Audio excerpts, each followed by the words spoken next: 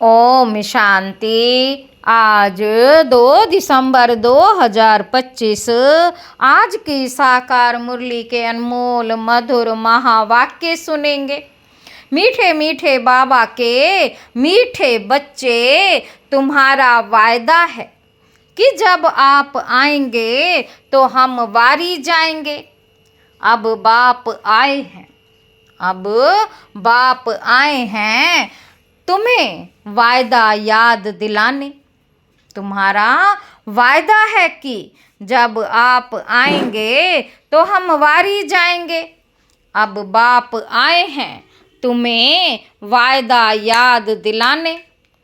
प्रश्न है, किस मुख्य विशेषता के कारण पूज्य सिर्फ देवताओं को ही कह सकते हैं? किस मुख्य विशेषता के कारण पूज्य सिर्फ देवताओं को ही कह सकते हैं? उत्तर है, बाबा कहते देवताओं की ही विशेषता है जो कभी किसी को याद नहीं करते। देवताओं की ही विशेषता है जो कभी किसी को याद नहीं करते, ना बाप को याद करते, ना किसी के चित्रों को याद करते। इसलिए उन्हें पूज्य कहेंगे। वहाँ सुख ही सुख रहता है, इसलिए किसी को याद करने की दरकार नहीं। अभी तुम एक बाप की याद से ऐसे पूज्य पावन बने हो जो फिर याद करने की दरकार ही नहीं रहती। अभी तुम एक बाप की याद से ऐसे पूज्य पावन बने हो जो फिर याद करने की दरकार ही नहीं रहती। ओम शांति। मीठे मीठे रूहानी बच्चे अब रूहानी आत्मा तो नहीं कहेंगे। रूह अथवा आत्मा एक ही बात है। रूहानी बच्चों प्रति बाप समझाते हैं, आगे कभी भी आत्माओं को परमपिता परमात्मा ने ज्ञान नहीं दिया है। बाबा कहते आगे कभी भी आत्माओं को परमपिता परमात्मा ने ज्ञान नहीं दिया है। बाप खुद कहते, मैं एक ही बार कल्प के पुरुषोत्तम संगम युग पर आता हूँ, ऐसे और कोई कह ना सके। सारे कल्प में सिवाय संगम युग के बाप खुद कभी आते ही नहीं। ऐसे और कोई कह ना सके कि मैं एक ही बार कल्प के पुरुषोत्तम संगम युग पर आता हूँ। सारे कल्प में सिवाय संगम युग के बाप कभी खुद आते ही नहीं। बाप संगम पर ही आते हैं जबकि भक्ति पूरी होती है और बाप फिर बच्चों को बैठ ज्ञान देते हैं। अपने को आत्मा समझ और बाप को याद करो। यह कोई बच्चों के लिए बहुत मुश्किल लगता है बहुत सहज, परंतु बुद्धि में ठीक रीति बैठता नहीं है तो घड़ी घड़ी समझाते हुए भी नहीं समझते हैं। स्कूल में टीचर 12 मास पढ़ाते हैं, फिर भी कोई ना पास हो पड़ते हैं। यह बेहद का बाप भी रोज बच्चों को पढ़ाते हैं, फिर भी कोई को धारणा होती है, कोई भूल जाते हैं। बाबा कहते मुख्य बात तो यही समझाई जाती है कि अपने को आत्मा समझो और बाप को याद करो। बाप ही कहते हैं मामे कम याद करो, और कोई मनुष्य मात्र कभी कह नहीं सकेंगे। बाप कहते हैं मैं एक ही बार आता हूँ कल्प के बाद, फिर संगम पर एक ही बार तुम बच्चों को ही समझाता हूँ। तुम ही यह ज्ञान प्राप्त करते हो, दूसरा कोई लेते ही नहीं। प्रजापिता ब्रह्मा के तुम मुख वंशावली ब्राह्मण इस ज्ञान को समझते हो, जानते हो। कल्प कल्प पहले भी बाप ने इस संगम पर यह ज्ञान सुनाया था। बाबा कहते तुम जानते हो कल्प पहले भी बाप ने इस संगम पर ये ज्ञान सुनाया था। तुम ब्राह्मणों को ही पाठ है, इन वर्णों में भी फिरना तो जरूर है, और धर्म वाले इन वर्णों में आते ही नहीं। भारतवासी ही इन वर्णों में आते हैं, ब्राह्मण भी भारतवासी ही बनते, इसलिए बाप को भारत में आना पड़ता है। तुम हो प्रजापिता ब्रह्मा के मुख वंशावली ब्राह्मण। ब्राह्मणों के बाद फिर है देवताएं और क्षत्रिय। क्षत्रिय कोई बनते नहीं हैं, तुमको तो ब्राह्मण बनाते हैं, फिर तुम देवता बनते हो। वही फिर धीरे धीरे कला कम होती तो उनको क्षत्रिय कहते हैं। क्षत्रिय ऑटोमेटिकली बनना है, बाप तो आकर ब्राह्मण बनाते हैं, फिर ब्राह्मण से देवता, फिर वही क्षत्रिय बनते हैं। तीनों धर्म एक ही बाप अथवा तीनों धर्म एक ही बाप अभिस्थापन करते हैं। ऐसे नहीं कि सतयुग त्रेता में फिर आते हैं। मनुष्य ना समझने के कारण कह देते सतयुग त्रेता में भी आते हैं। बाप कहते मैं युगे युगे आता नहीं हूँ। बाप कहते मैं युगे युगे आता नहीं हूँ, मैं आता ही एक ही बार हूँ, कल्प के संगम युग पर। तुमको मैं ही ब्राह्मण बनाता हूँ प्रजापिता ब्रह्मा द्वारा, मैं तो परम धाम से आता हूँ। अच्छा, ब्रह्मा कहाँ से आता है? ब्रह्मा तो 84 जन्म लेते हैं, मैं नहीं लेता। ब्रह्मा सरस्वती जो भी विष्णु के 2 रूप, ब्रह्मा सरस्वती ही विष्णु के 2 रूप, 2 लक्ष्मी नारायण बनते हैं, वही 84 जन्म लेते हैं। उनके बहुत जन्मों के अंत में प्रवेश कर इनको ब्रह्मा बनाता हूँ, इनका नाम ब्रह्मा मैं रखता हूँ। यह कोई इनका नाम अपना नहीं है। बच्चे का जन्म होता है तो छठी करते हैं, जन्मदिन मनाते हैं। इनकी जन्म पत्री का नाम तो लेखराज था, वह तो छोटेपन का था, अभी नाम बदला है। जबकि इनमें बाप ने प्रवेश किया संगम पर, सो भी नाम बदलते तब हैं जबकि ये वानप्रस्थ अवस्था में है। वह सन्यासी तो घर बार छोड़ चले जाते तब नाम बदलता है, यह तो घर में ही रहते हैं, इनका नाम ब्रह्मा रखा। क्योंकि ब्राह्मण चाहिए ना, तुमको अपना बनाकर पवित्र ब्राह्मण बनाते हैं, पवित्र बनाया जाता है। ऐसे नहीं कि तुम जन्म से ही पवित्र हो। बाबा कहते तुमको पवित्र बनने की शिक्षा मिलती है। कैसे पवित्र बने, वह है मुख्य बात। बाबा कहते तुम जानते हो कि भक्ति मार्ग में पूज्य एक भी हो नहीं सकता। भक्ति मार्ग में पूज्य एक भी हो नहीं सकता। मनुष्य गुरुओं आदि को माथा टेकते हैं क्योंकि घर बार छोड़ पवित्र बनते हैं, बाकी उनको पूज्य नहीं कहेंगे। पूज्य वह जो किसी को भी याद ना करे। सन्यासी लोग ब्रह्म तत्व को याद करते हैं ना, प्रार्थना करते हैं। सतयुग में कोई को भी याद नहीं करते। अब बाप कहते तुमको याद करना है एक को, वह तो है भक्ति। तुम्हारी आत्मा भी गुप्त है, आत्मा को यथार्थ रीति कोई जानते नहीं। सतयुग त्रेता में भी शरीरधारी अपने नाम से पाठ बजाते हैं, नाम बिगड़ तो पाठधारी हो ना सके। बाबा कहते कहाँ भी हो शरीर पर नाम जरूर पड़ता है, नाम बिगड़ पाठ कैसे बजाएंगे? तो बाप ने समझाया है, भक्ति मार्ग में गाते हैं, आप आएंगे तो हम आपको भी अपना बनाएंगे। बाप ने समझाया है, भक्ति मार्ग में गाते हैं, आप आएंगे तो हम आपको ही अपना बनाएंगे, दूसरा ना कोई, हम आपका ही बनेंगे।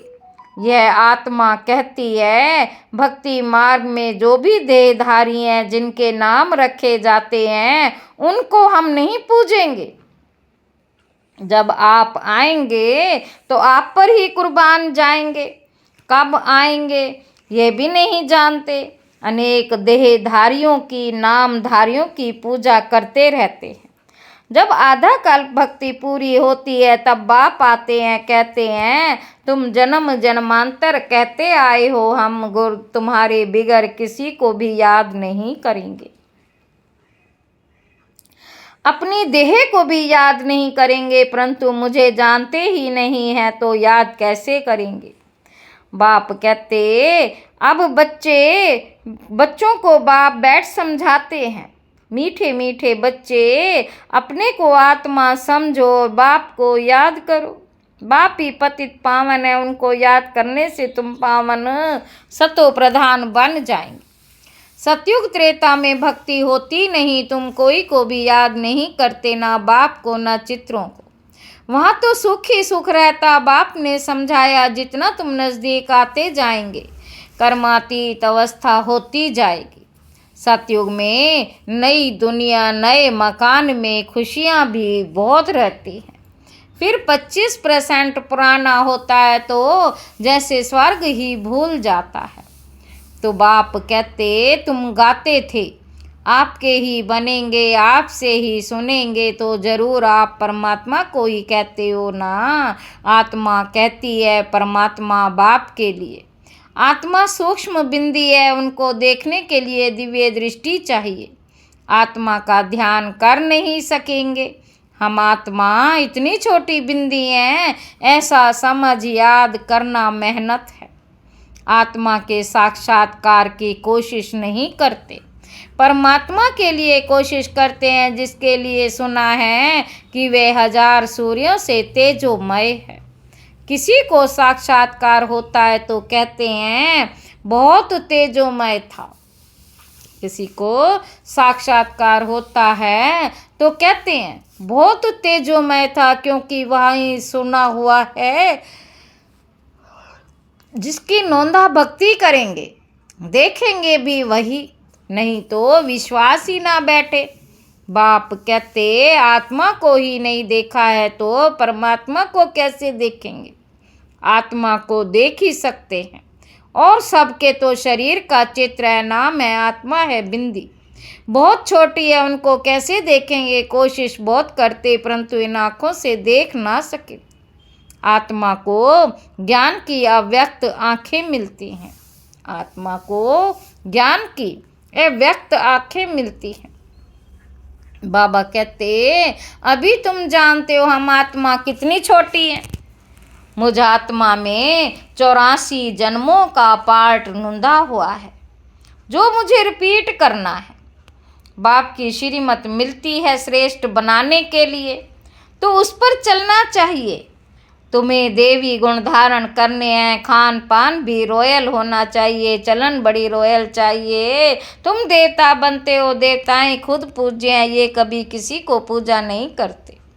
देवताएं खुद पूज्य हैं, वह कभी किसी की पूजा नहीं करते। ये तो डबल सिरताज है ना, ये कभी किसे पूजते नहीं तो पूज्य ठहरे ना। सतयुग में किसको पूजने की दरकार नहीं। बाबा कहते, सतयुग में किसी को पूजने की दरकार ही नहीं, बाकी हाँ 1-2 को रिगार्ड जरूर देंगे। ऐसे नमन करना, इनको रिगार्ड कहा जाता है। ऐसे नहीं दिल में उनको याद करना है, रिगार्ड तो देना ही है। जैसे प्रेसिडेंट है, सब रिगार्ड रखते हैं, जानते हैं ये बड़े मर्तबे वाला है, नमन थोड़े ही करना है। तो बाप समझाते, ये ज्ञान मार्ग बिल्कुल अलग चीज़ है। इसमें सिर्फ अपने को आत्मा समझना है, जो तुम भूल गए हो। शरीर के नाम को याद कर लिया, काम तो जरूर नाम से ही करना है, बिगर किसी को बुलाएंगे। काम तो जरूर नाम से ही करना है, बिगर नाम किसको बुलाएंगे, कैसे। भालो तुम शरीरधारी बन पाठ बजाते हो, परंतु बुद्धि से शिव बाबा को याद करना है। श्री कृष्ण के भक्त समझते हैं, हमको श्री कृष्ण को ही याद करना है। बस जिधर देखता हूँ कृष्ण ही कृष्ण है। हम भी कृष्ण, तुम भी कृष्ण। अरे तुम्हारा नाम अलग, उनका नाम अलग, सब कृष्ण ही कृष्ण कैसे हो सकते। सबका नाम कृष्ण थोड़े होता है, जो आता सो बोलते रहते। अब बाप कहते, भक्ति मार्ग के सब चित्रों आदि को भूल एक बाप को याद करो। चित्रों को तो तुम पतित पावन नहीं कहते। हनुमान आदि पतित पावन थोड़े ही है, अनेक चित्र हैं, कोई भी पतित पावन नहीं है। कोई भी देवी आदि जिसको शरीर है उनको पतित पावन नहीं कहेंगे। 6-8 भुजाओं वाली देवी आदि बनाते अब अपनी बुद्धि से। यह कौन है वह तो जानते नहीं। ये पतित पावन बाप के औलाद मददगार है। ये किसी को भी पता नहीं। तुम्हारा रूप तो ये साधारण ही है। ये शरीर तो विनाश हो जाएगा। ऐसे नहीं कि तुम्हारे चित्र आदि रहेंगे। ये सब खत्म हो जाएंगे। वास्तव में देवियाँ तुम हो। नाम भी लिया जाता है। सीता देवी, फलानी देवी, राम देवता नहीं कहेंगे। फलानी देवी व श्रीमती कहे देवी, वह भी रॉन्ग हो जाता। अब पावन बनने के लिए पुरुषार्थ करना है। तुम कहते भी हो पतित से पावन बनाओ, पतित से पावन बनाओ। ऐसे नहीं कहते कि लक्ष्मी नारायण बनाओ। पतित से पावन भी बाप बनाते हैं, नर से नारायण भी वे बनाते हैं। वो लोग पतित पावन निराकार को कहते हैं और सत्यनारायण की कथा सुनाने वाले फिर और दिखाए हैं। ऐसे तो कहते नहीं। बाबा सत्यनारायण की कथा सुनाकर अमर बनाओ, नर से नारायण बनाओ। सिर्फ कहते हैं आकर पावन बनाओ। बाबा ही सत्यनारायण की कथा सुनाकर पावन बनाते हैं तुम, और फिर औरों को सत्य कथा सुनाते हो। और कोई जान ना सके, तुम ही जानते हो। भल तुम्हारे घर में मित्र संबंधी भाई आदि हैं, परंतु वह भी नहीं समझते। अच्छा, मीठे मीठे सिक्की लदे बच्चों प्रति माता पिता बाप दादा का याद प्यार और गुड मॉर्निंग। रूहानी बाप की रूहानी बच्चों को नमस्ते। हम रूहानी बच्चों की रूहानी बाप दादा को याद प्यार और गुड मॉर्निंग। नमस्ते बाबा, नमस्ते। शुक्रिया बाबा, शुक्रिया। धारणा के लिए मुख्य सार है स्वयं को श्रेष्ठ बनाने के लिए बाप की जो श्रीमत मिलती है उस पर चलना है। देवी गुण धारण करने हैं, खान पान चलन सब रॉयल रखना है। दूसरा पॉइंट है 1-2 को याद नहीं करना, लेकिन रिकॉर्ड जरूर देना है। पावन बनने का पुरुषार्थ करना और कराना है। वरदान है नीरस वातावरण में खुशी की झलक का अनुभव कराने वाले। नीरस वातावरण में खुशी की झलक का अनुभव कराने वाले एवर हैप्पी भाव। एवर हैप्पी अर्थात सदा खुश रहने का वरदान जिन बच्चों को प्राप्त है वे दुख की लहर उत्पन्न करने वाले।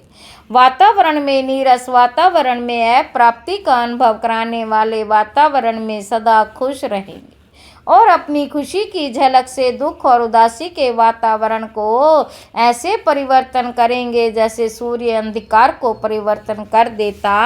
अंधकार के बीच रोशनी करना, अशांति के अंदर शांति लाना।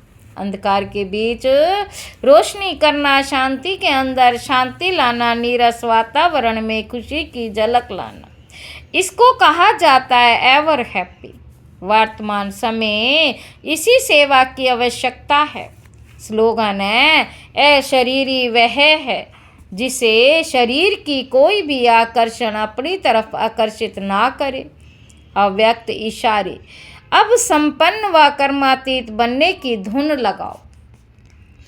अब संपन्न व कर्मातीत बनने की धुन लगाओ।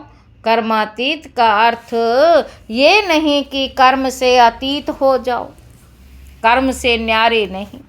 कर्म के बंधन में फंसने से न्यारे, इसको कहते कर्मातीत। कर्म योग की स्थिति कर्मातीत स्थिति का अनुभव कराती है। ये कर्म योग स्थिति अति प्यारी और न्यारी स्थिति है। इससे कोई कितना भी बड़ा कार्य मेहनत का हो, लेकिन ऐसे लगेगा जैसे काम नहीं कर रहे लेकिन खेल कर रहे हैं। अच्छा, ओम शांति।